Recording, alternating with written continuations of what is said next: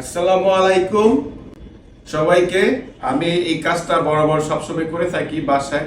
যেটা কাজটা করা হয় আমার মাসে একবার, যেটা হচ্ছে যে আদা রসুন।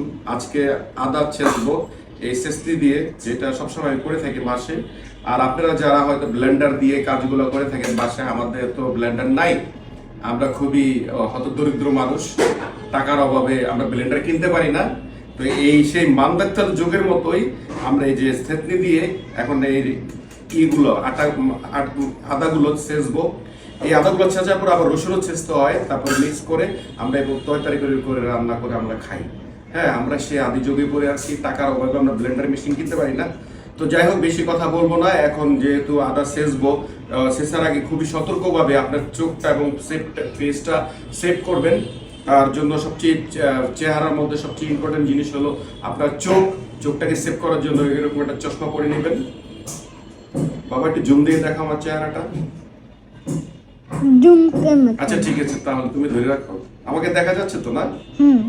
তো এই চশমা, ব্ল্যাক একটা চশমা পরবেন।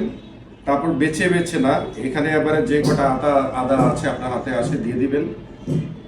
দেওয়ার পরে এর আগে আমি কিছু আদা দিয়েছিলাম, এই যে এভাবে ছেঁচতে হবে। আর এই চশমা পরাতে আপনার উপকারটা কি, যতগুলো ছিটক না কেন আপনার চোখে যাবে না। আর আপনারা জানেন আদা খুব জাল, চোখে নাকে লাগলে খুব জ্বলে, জ্বালা পোড়া করে। তো এর জন্য আমার চোখে চশমা রেখে, কালো চশমা পরে আমি এখন আদা ছেঁচতেছি। আর টুংটাং শব্দ খুব বেশি ভালো লাগে, মনের ভিতরে একটা আনন্দ লাগে। এই যে এরকম একটা টুংটাং যেমন শব্দ হয়, খুব বেশি ভালো লাগে। তো সবাই ভালো থাকবেন, যখন এইরকম কাজ করতে যাবেন চোখে সেপ রেখে কাজ করবেন। আল্লাহ হাফেজ। ওকে।